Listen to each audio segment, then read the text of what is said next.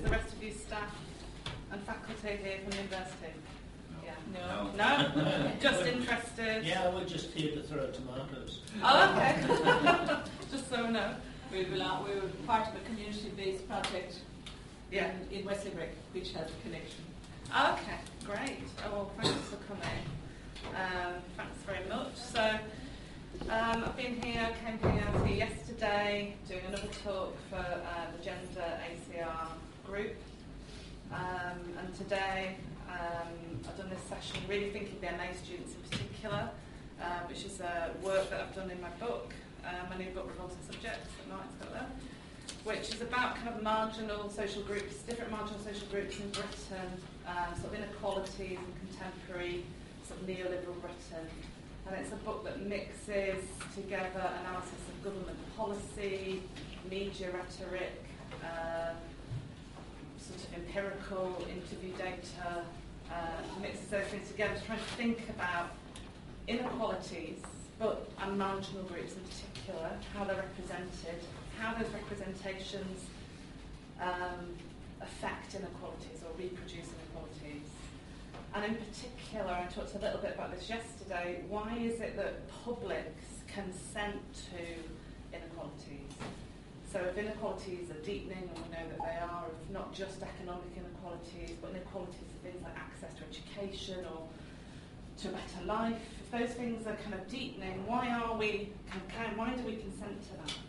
And one of the things I do in the book is look at how popular things like popular culture are part of, if you like, a culture which creates moral panic, which creates stigma, which make publics consent to what are sometimes quite dramatic and violent forms of state policing, and very much the case in the case of Dale Farm, which is a very long history in Britain that I'm going to talk about, on how consent for the eviction of Dale Farm, which is the biggest eviction of people from their own land in British history, some claim, how consent for those activities was enabled. So I'm just going to begin with events at Dale Farm, which is a Gypsy and Traveller site primarily inhabited by Irish travellers. And the eviction took place, the mass eviction took place there of half of the site, which I'm going to talk about, on the 19th of October 2011, when 150 riot police converged on what is actually the largest traveller site in Europe. Dale Farm's in Basildon in Essex. And the police were there, these 150 police, in an operation called Operation Cabinet to help Basildon Borough Council and a notorious bailiff company called Constant & Co. to carry out this eviction of about 500 people from a 6-acre plot of land which was owned by the Irish traveller families. So I'll talk about the complexities of the case first, but just give you a sense of the kind of scenes, in case you didn't see it at the time, that were broadcast.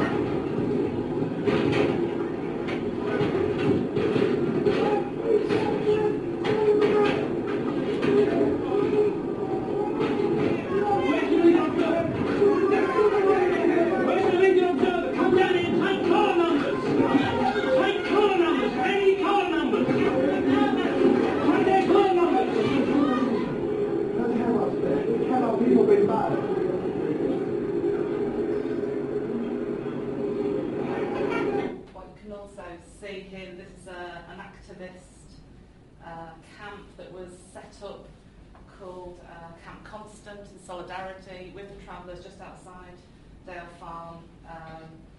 So you've got a mixture of travellers, mainly traveller women, still left on the site with children, and these activists from various groups, and I'll talk about them at the end, who were there to kind of try and stop the eviction taking place. So they have these very dramatic scenes, police helicopters, news helicopters, kind of witnessing this kind of very violent eviction. So how do we make sense of what's happening and what we're seeing? And of course, you know, a huge amount, if you like, of public consent, lots of tweeting, lots of racism online, etc., and comments supporting the actions of Basildon Council. It wouldn't have been possible, I'd suggest, for this eviction, this mass eviction of people from their own land to take place without, in a way, public consent. So let's think about what's happening here. So technically speaking, one half of this Dale Farm site had been a traveller site since the 1960s. So Dale Farm, which you'll see in the pictures at the moment, is complicated, it's got a complicated planning history. One half of it had been a traveller site since the 1960s, and it had planning permission, so local authority planning permission for the establishment of dwellings. The second half of the site, immediately neighbouring it, was developed on a former scrapyard, but it contravened local planning laws and was deemed illegal. So in this eviction that you're seeing, it's only one half of what is the site that's being evicted.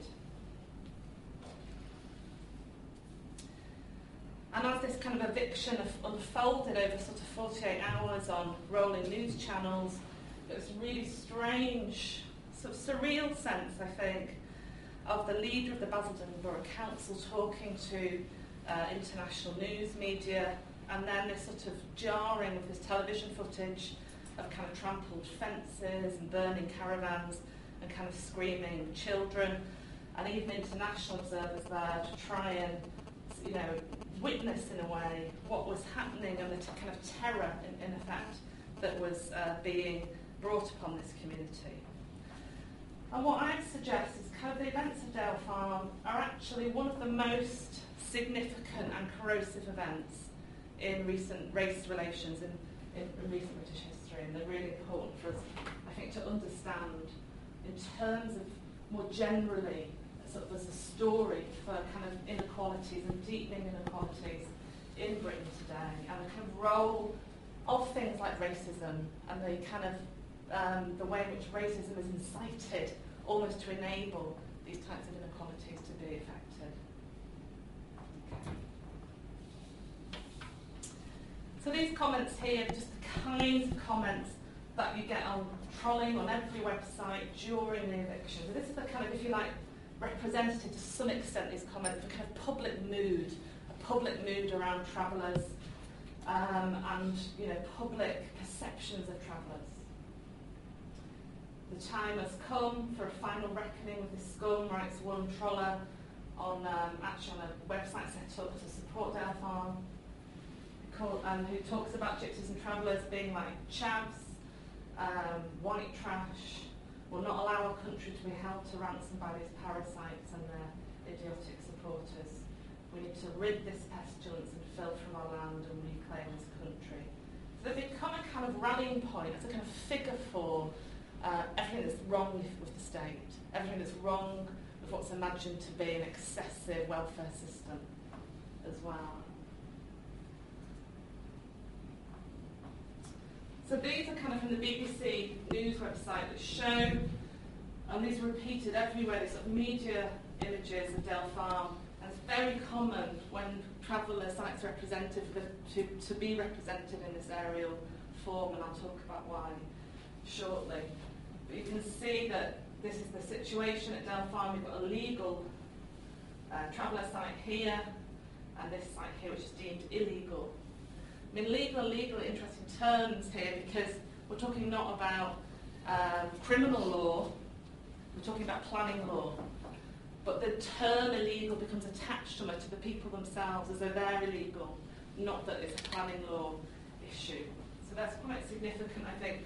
And also in terms of thinking about illegals, we normally think of illegals as people who are non-citizens, who are in a country illegally. While in the case of Dale Farm, we're talking predominantly about people who were born in Britain and who are citizens of Britain. So the notion of illegality, in a way, becomes attached to the travellers themselves. So here's another view that shows you where Basildon is in Essex.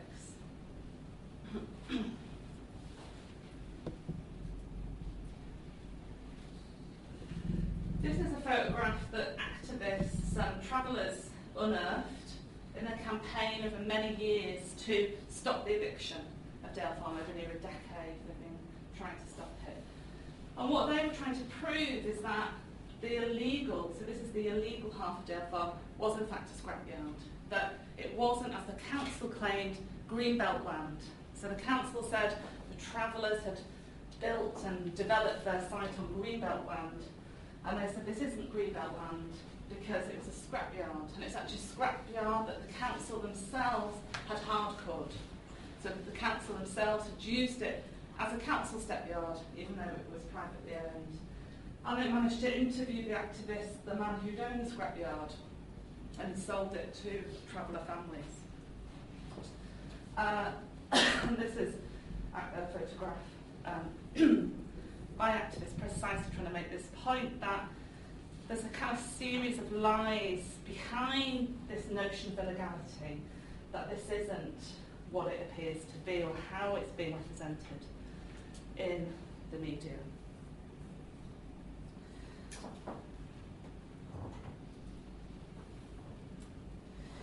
Many of those who were evicted from Dale Farm in October 2011 had arrived at the site kind of over a decade from the early noughties onwards as a consequence of failed planning, applications and resulting enforcement actions and evictions elsewhere excuse me, in the south of England. So some really notable evictions that happened in the southeast of England in this period were in 2003 an eviction at Woodside, Meadowlands in Essex 2004, Twin Oaks caravan site in Hertfordshire 2004, Homefields in Essex 2005, and these are kind of documented by the European Road Traveller Association, these evictions. Really important that they've been documented, I think. And a lot of the people who were evicted, so this is sites where the travellers will own the land, they've bought the land, but they've camped on the land without planning permission, and they've applied for retrospective planning permission to live on that land, and they've been denied it, normally because of massive local campaigns to stop that planning permission going through at a local level. All of these evictions, these forced evictions, were carried out by the same private company, bailiff company, Constant & Co. Constant & Co. kind of notorious for the way in which they've carried out some of these evictions very violently in the past. And in the battle to stop the eviction of Dale Farm, the Royal Courts of Justice were shown videos of previous Constant & Co. evictions to try and plead for the High Court and say, even if you allow this eviction Dale Farm to go ahead, you cannot allow this company to be the ones who carry out the eviction. And I won't show you the eviction here, but you can go on YouTube and see the Twin Oaks eviction. And as a consequence of watching this film, the judge said the council must reconsider the use of this particular bailiff firm because of the harm that's been affected by this company in the past. So it's very important to remember that this is a civil case, planning law.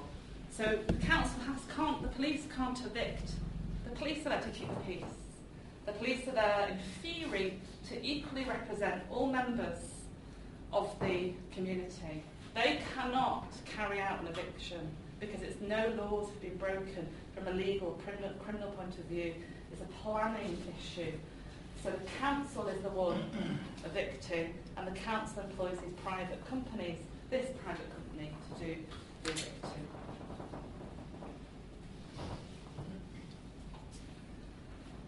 In terms of international law, the forced eviction of people from their homes is recognised as a kind of violent, disturbing and damaging practice. And it's been written about in quite a lot of detail, a lot of studies of the kinds of impacts of eviction: joblessness, homelessness, marginalisation, health risks, trauma, increased morbidity, loss of access to services and social sort of disarticulation. In the case of Dale Farm, people lost homes and access to land, which they'd invested, of course, a lot of time and labour and income. And they won't, of course, receive any compensation for the damage wreaked by the eviction. On the contrary, the council is seeking compensation from them for the cost of the eviction. What is particularly sad about Dale Farm, the case of Dale Farm, I think, is that it's such, in a way, a model traveller site, with children in particular getting access, the first generation really of literate Irish travellers in this part of Britain, getting access to great traveller education, so primary school education, really successful in this area, and this sense among the Irish travellers at Dale Farm that they kind of very much wanted to have a kind of reached a compromise, that you can't travel anymore in Britain. It's impossible actually to have a traveller lifestyle in Britain. It's impossible. The laws don't allow it. And that they reached this kind of compromise at Dale Farm where there was a big community, they could live in shallows and mobile homes, retain a kind of elements of their culture that they wanted, but also get the children educated, get access to healthcare, get access to those other things which they didn't get on the road.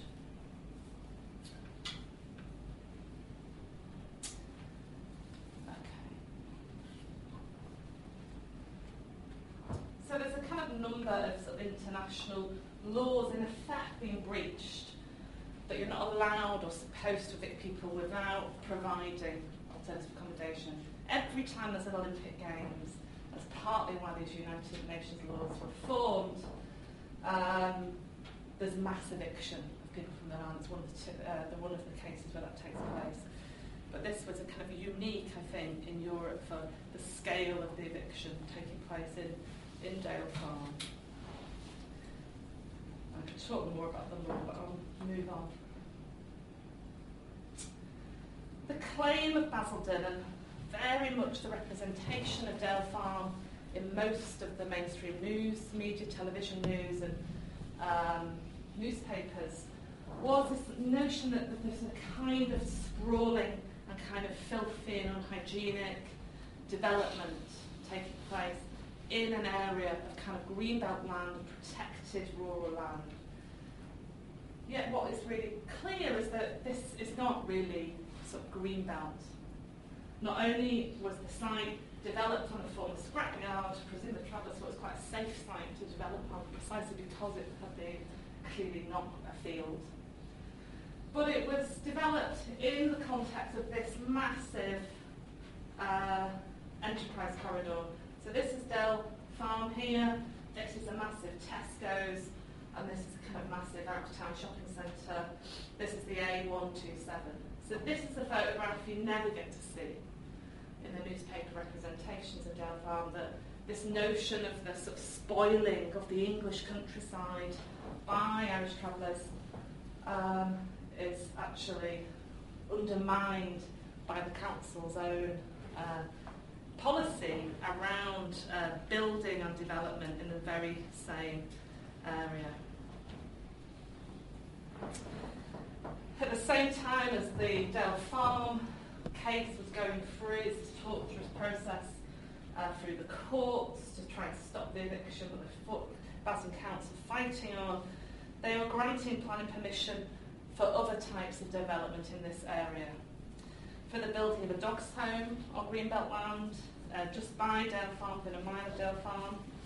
For the development of 850 new homes on a wildlife haven in an area in Basildon called Dry Street. So by contrast, a former scrapyard was never going to get planning permission, but at the same time, the council is not concerned with green or eco considerations. Very much, as we'll see, a political decision in particular that the leader of Basildon Council staked his own political future on.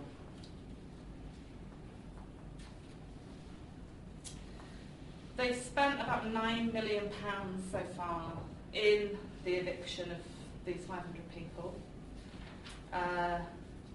about 86 families, about 100 of whom have children. They expect the bill to go up to as much as £18 million. The government stepped in to commit public funds to make sure the eviction went ahead as well. Home Office contributed an extra 4.65 million, and the Department for Communities and Local Government contributed an extra 1 million. And it's thought that the estimated eviction cost would be around £117,000, although developments, as I talk about at the end, suggest that could even go up. So this is a huge amount of money to spend. Why? Why spend a huge amount of money? This is at a moment where the Basildon Council is due to have a massive cut in its funding from government, with a massive loss of local jobs, of council public jobs. In part, a consequence of the massive bill of this eviction, some of those jobs. So you get this set of contradictions at work around what's actually happening and why. So it's not about making, in a way, some people are going to make money from this. The police make a bit of extra money, get a bit of extra overtime, bit of budget. The bailiff company make money. But this is a huge expenditure of time and money. What's going on? How can we make sense of it?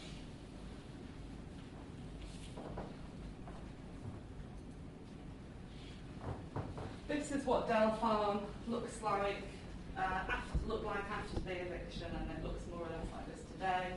This is the legal half of Dell Farm, and this is the illegal half, bulldozed, with bunding put in, big bundings of rubble so people can't bring their caravans back onto the site.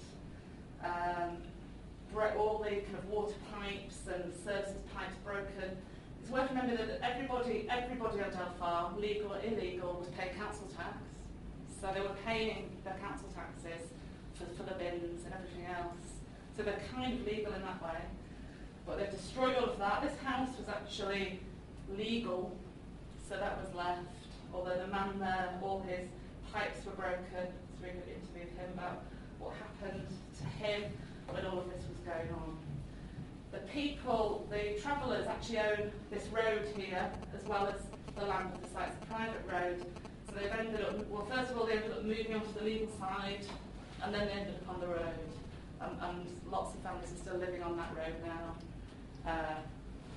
a year and a half later, without access to services.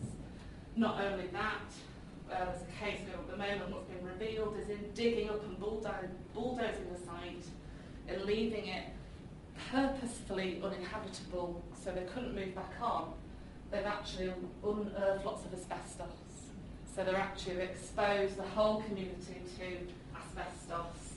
The council's now to go in, health agencies are now going in trying to sort out this massive asbestos and pollution problem that they've created.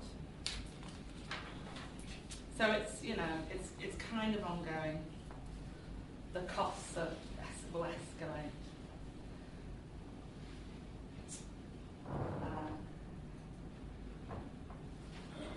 So what's going on? How can we make sense of this as what I call a kind of parable, a political parable for making sense of contemporary Britain? How can we make sense of it? And of course, I've got lessons for you too here in Ireland, I'm sure. It's worth remembering the scale of the so-called gypsy problem in Britain. The number of gypsy and traveller families from travelling way of life is probably around maybe 4,000 caravans on unauthorised sites, with about 14,000 caravans on council and private sites. So people, we're not talking about people who necessarily even travel, but people are living on sites rather than in bricks and mortar accommodation. Very small number of people who are living on authorised sites. Most of those sites will own the land, but they won't have planning permission. 4,000 people. And what John Grayson reminds us, an activist and writer on this issue, is we're actually talking about 1 square mile of land. 1 square mile of land would solve the so-called gypsy and traveller problem.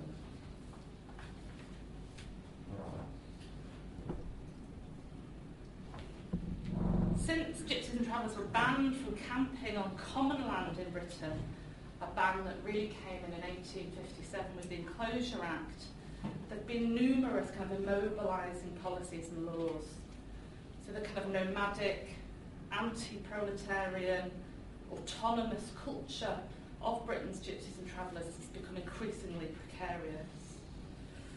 At the same time, we know that industrialisation, urbanisation, the mechanisation of agriculture radically disable the kind of seasonal forms of income that travellers engaged in Britain. In the 1960s, the Caravan Sites Act dramatically intensified this process of kind of enclosure and immobilisation. Gypsies and travellers were unable to even camp on the private land of farmers who they did seasonal work for. So they couldn't even just turn up like they normally did and get the crop in. They were actually banned from this even temporary forms of camping. Banned from traditional stopping places, unable to do what they normally did in terms of livelihood. Successive numbers of gypsy and travellers started to buy their own land to settle on, and this was the government policy, the stated policy. They said to travellers, buy your own land. So they did. They increasingly began to purchase their own land, but 90% of their planning applications to settle on that land are turned down by local and parish councils, often under pressure from aggressive and very often very xenophobic campaigning by local settled communities. So the very notion of the local community here excludes the travellers. Even if those travellers have been travelling through those communities, sometimes for centuries, they're not part of the community, they're not part of the kind of decision or power-making process in these local councils that's deciding whether this land can be settled on or not, whether the travellers can stay. And we get these ridiculous situations where some parish councils, there's one case in the south of England where they create their own protest camp next to an unauthorised traveller camp. And the police are trying to evict both involved with the council and eviction company to try and evict both communities to protest against the travellers and the travellers. And we're talking about like 10 caravans on that site. Local authorities spend a staggering 18 million a year evicting this small number of caravanning communities from unauthorised sites. But as I said, this 1 square mile of land is nationally all that would be needed to, in a sense, solve this problem, the equivalent of that. But all the research has taken us around travelling communities. One of the key themes is the impact of stigma on these communities, of the constant stigmatisation of gypsies and travellers in local press, as well as kind of international press, as we'll see in a minute. The kind of letter-writing campaigns against sites, etc. And as we'll see, increasingly popular culture, with programming such as my Big Fat Gypsy Wedding, and the impact of that on in particular Irish travellers in Britain. It's well documented that gypsies and travellers are the most ostracised, hated and feared ethnic minority group in Britain. They're subject to daily racism, violent attacks and death threats. A Children's Society report in 2007 found out that 9 out of 10 gypsy and traveller children had suffered racial abuse, 9 out of 10. 63% reported intensive bullying and physical attacks. A 2003 Mori poll conducted on behalf of the gay charity Stonewall found that 1/3 of British adults openly admitted to being prejudiced against gypsies and travellers. So the kind of disgust and intolerance expressed towards this group is greater than any other minority group in Britain, but also markedly more open. While racism against a lot of groups has kind of become unacceptable publicly, and it's kind of hidden or coded. Around Gypsies and Travellers, it's not understood as racism by a lot of publics. It's not understood as racism, and it's markedly more aggressive and vehement than against other groups. In order to navigate racism, many Gypsies and Travellers hide their ethnic identity in schools, in universities, in workplaces. There's some quite interesting research, for example, with people who are school teachers, who are from Traveller or Gypsy backgrounds, and the way in which they talk about having to literally invisibilise their kind of ethnic identity from colleagues. And these will mainly be Gypsy and Travellers who are now in bricks and mortar accommodation, but still understand themselves culturally and ethnically as of Gypsy and Traveller heritage. This is from a report which kind of sums up in a way the impact across a lifespan of experiencing racism and discrimination by this community. High rates of anxiety, depression, self-destructive behaviour, this kind of sense of almost a kind of cultural trauma that's experienced by Gypsies and Travellers. And of course, one of the impacts of this is criminal behaviour, criminalisation, bad behaviour. Very high numbers of Irish Traveller young men end up in youth detention centres, for example, end up illiterate, not going to school because of racism, bullying, end up illiterate, end up on the borders of the society. So it has a kind of circular effect, as it always does in the case of marginal groups. In a way, young people, in a way in particular, end up almost acting out the very stigma or stereotypes that they're repeatedly exposed to. If, to cut a long story short, if you call somebody shit over time, they can, sometimes act out being the shit that you've called them. And there's a lot of research about that. So that's just a kind of window into that kind of research about the impact. So let's look at the kind of national scale around Dale Farm itself and its history, its policy history. So in 2005, the Sun newspaper ran a campaign called Stamp on the Camps. Now this is one of kind of several campaigns, and actually two other tabloid newspapers joined in with this particular campaign. And there's evidence that this campaign came from the Labour government at the time, but it came from the Conservative headquarters and office. So it's a kind of coordinated campaign between the Conservative Party and the national press leading up to a general election. One of the headlines as part of this campaign that ran over a few weeks was "Some War on Gypsy, Free for All," and the newspapers encourage readers to contribute, to write in stories, email stories in about the misery it claimed was inflicted by traveller communities. And there was also a cut-out petition in the newspaper for readers to sign and send to Downing Street. And at the end of the campaign, they took all the petitions to Downing Street. They ran a very similar campaign shortly afterwards around asylum seekers. So it's a kind of it's a sort of formula that the Sun used. The petition in the Sun had three demands. To stop what it termed the illegal camp madness, to revoke European human rights laws, which it said allowed these camps to continue, to stop retrospective planning applications. So, of course, what travellers do, because 90% of the planning applications get turned down, is camp anyway and make retrospective planning application. That's a kind of strategy they use. They say, well, we're here anyway now, and that kind of slightly increases their odds of getting planning permission. So they wanted to stop one of the petition claims was to stop that. And this other more vacuous claim that planning laws be made equal for all. But that was the demands of Stamp on the Camps.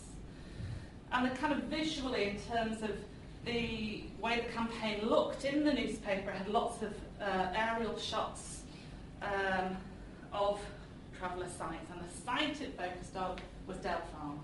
The stamp on the camps was about Dale Farm in 2005. This is actually a shot here of Dale Farm, taken, this is absolutely typical from a long distance, Long's Lens, like a kind of paparazzi shot, taken from a hidden location, which kind of almost reinforces this idea that they're kind of like animals, and that the writing does this too, as we'll see. The sprawling 80 caravan site, so this is the picture in the newspaper, boasts top-of-the-range mobile homes and flash motors, so this idea that it's excessive consumption, but at the same time it's a squalid eyesore blighting the lives of villagers. Each morning gallons of sewage overflows into the roads, stray dogs roam in packs, feasting on rats in the makeshift estate. And it's kind of like Charles Dickens' description. So this is a kind of description, and you get this mixture of these two types of shots, these two types of visuals. These kind of hidden, long lens, paparazzi type shots, and these kind of overhead shots.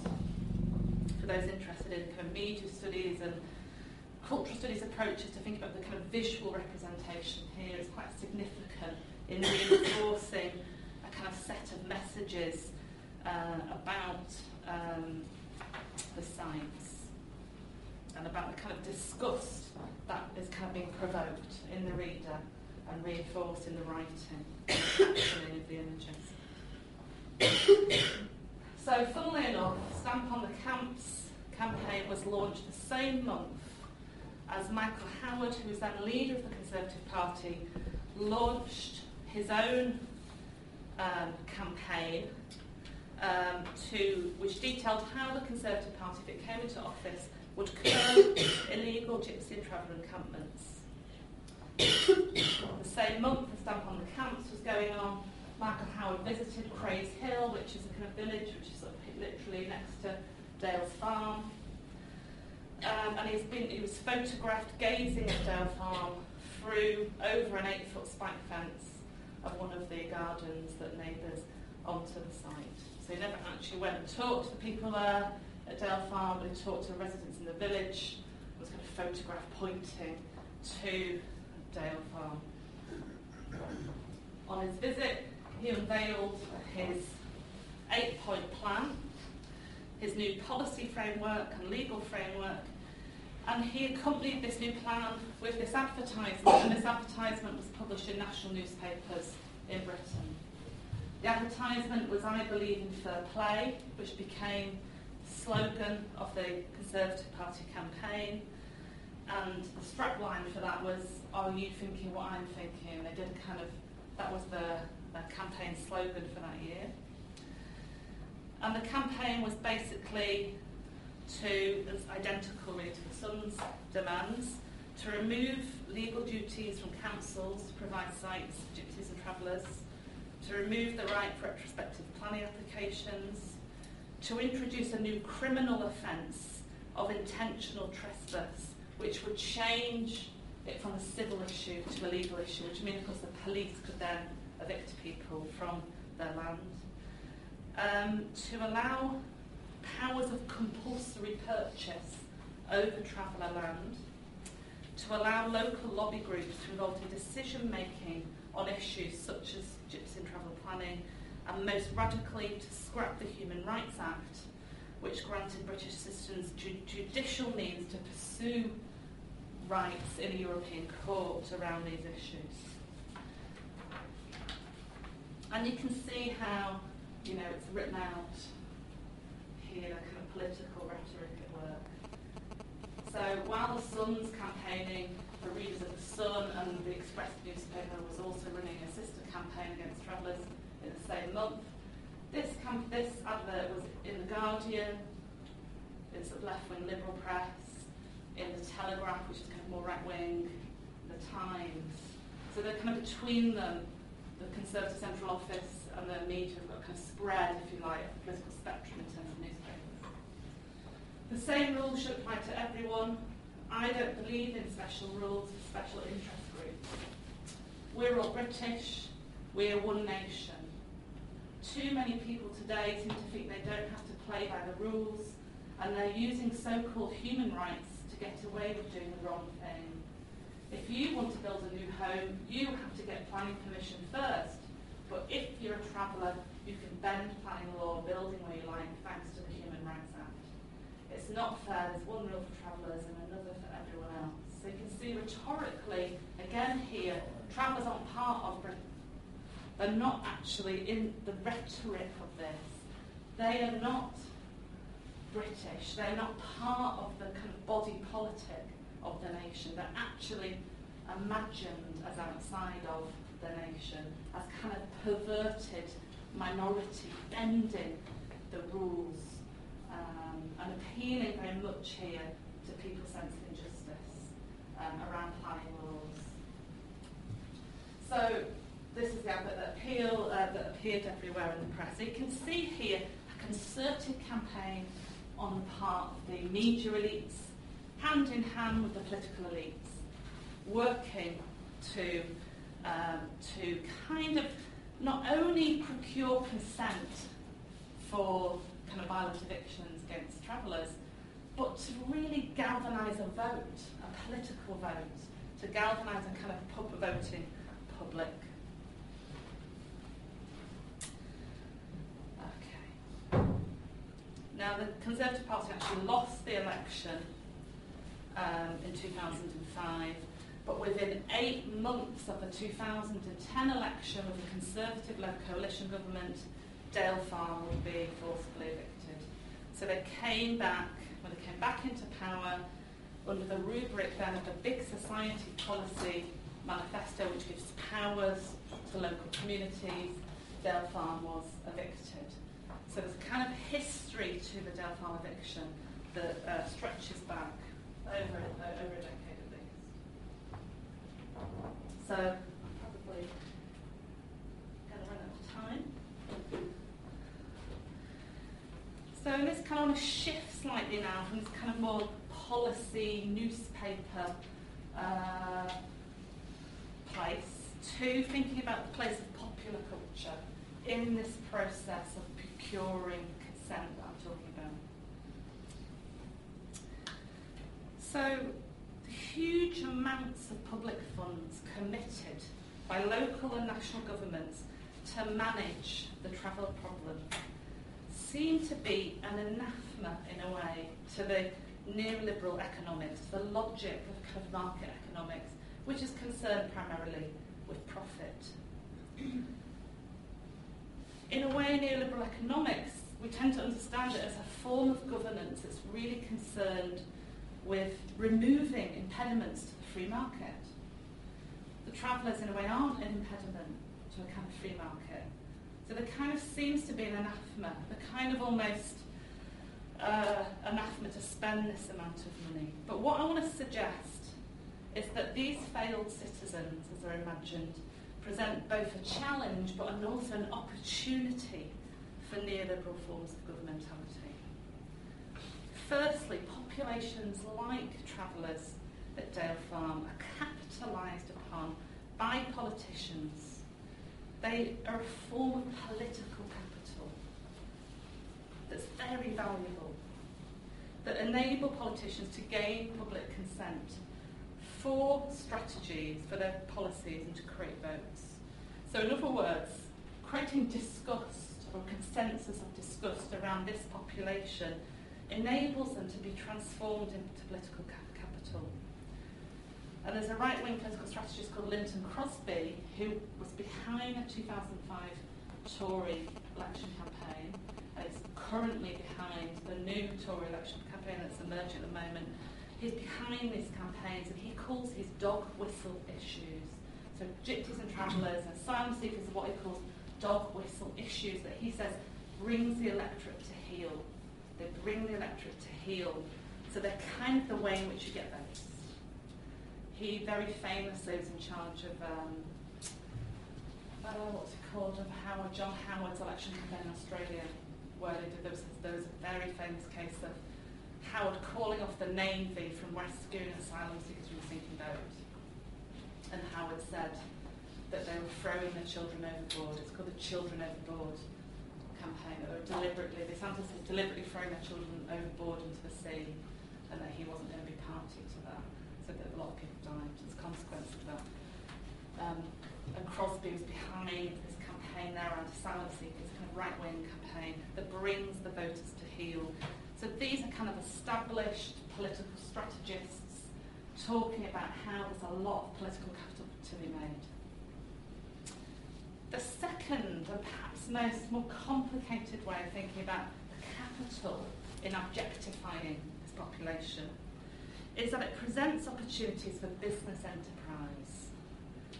How? Well, one is that it allows international global securities companies into the fabric of the state. So we see this in particular in relationship to migrant illegality, massive companies like Serco, G4S, getting into the asylum markets, creating detention centres, running facilities, now running hospitals, schools, all kinds of public services being outsourced. So abject populations tend to be guinea pigs, if you like, for this bigger process of getting public, private companies into kind of the fabric of the state. A lot of money to be made. But this is a tiny population in the case of travellers. But there's another market at work. And the other market at work, I want to suggest, is the global entertainment industry. And I'm going to do this quite quickly because we're going to run out of time. I'm going to get bored of listening to me. But I'm sure all of you, if you haven't seen this, I could show you a quick clip. You've seen this? Right. You've all seen it. So this is Big Fat Gypsy Weddings. So since 2010, Gypsies and Travellers, who were once almost invisible within mainstream media culture, apart from this kind of routine demonisation in newspapers around camps and evictions, etc., suddenly became spectacularised in reality TV through this BAFTA-nominated series, Big Fat Gypsy Weddings.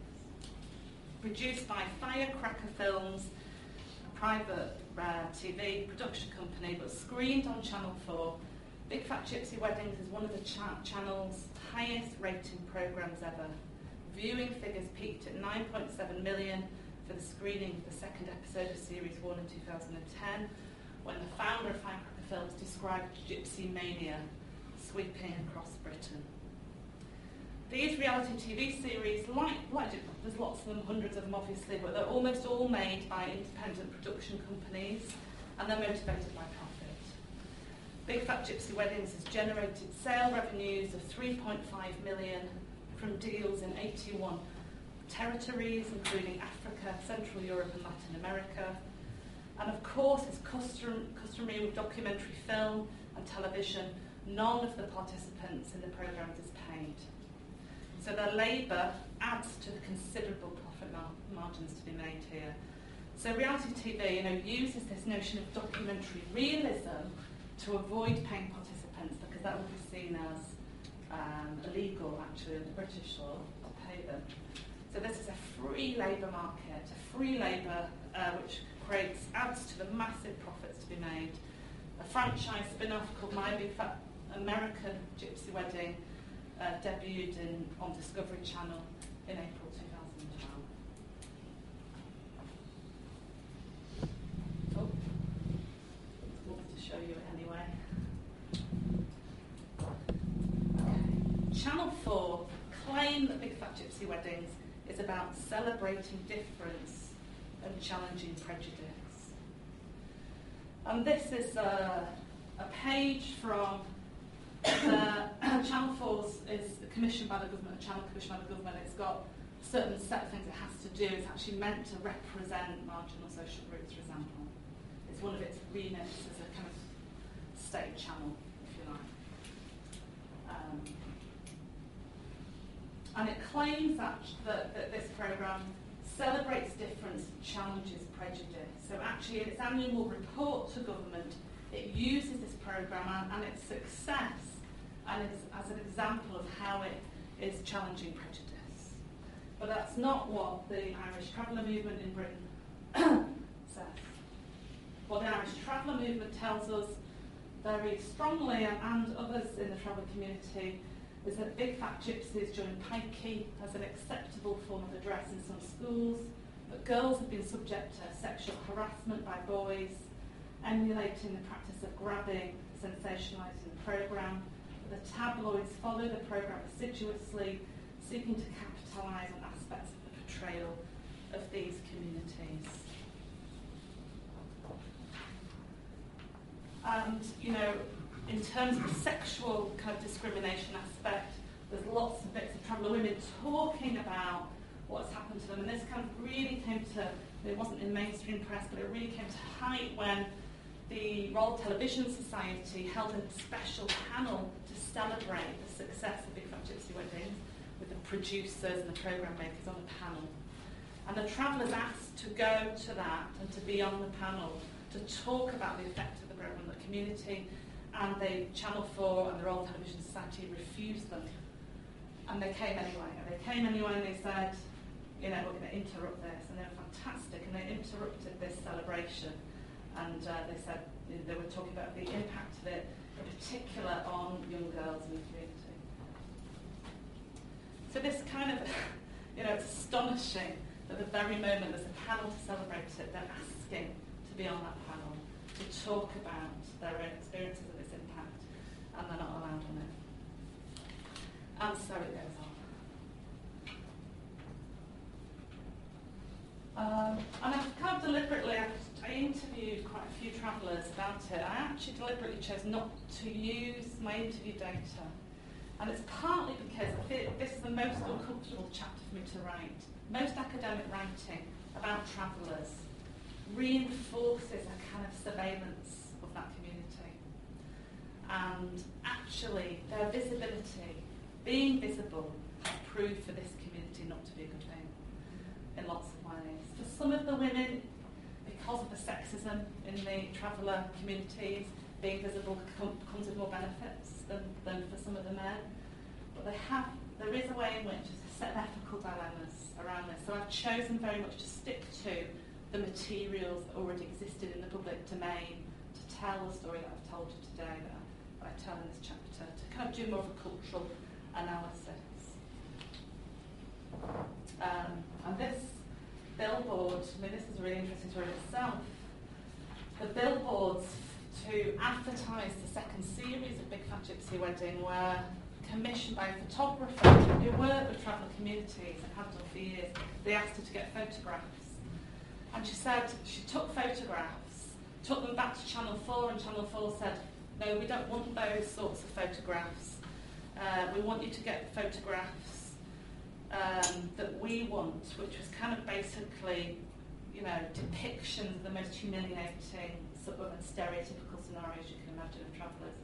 And she sort of said, I'm not willing to do that. So even at every level, there's a kind of documentary trail, and she then wrote about that process for Channel 4, and she published the emails about her correspondence with them to show how she was being incited to reproduce stereotypes of this, visual stereotypes of this community. This billboard here was complained about so much that eventually the Advertising Standards Authority decided it sexualised children and was likely to cause prejudice and harm to Romani and traveller children. And it was, you know, but that by then it had been all over the country, and actually there's no consequences. There's no consequences really of that, except that they can't show it again.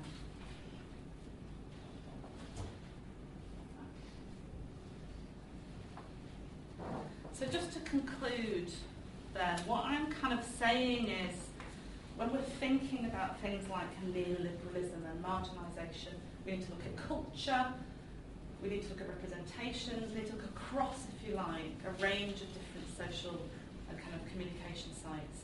But when we're thinking about things like, well, what can the point be of such a kind of violent eviction at such huge economic cost? We need to be thinking about markets in a different way, that the profit to be made in a way from marginalising people, from inequalities, isn't always where it appears to be. that there could be things like political capital, but also these entertainment markets, the millions and millions of pounds of profit that's being made by global entertainment companies, as well as sort of security companies.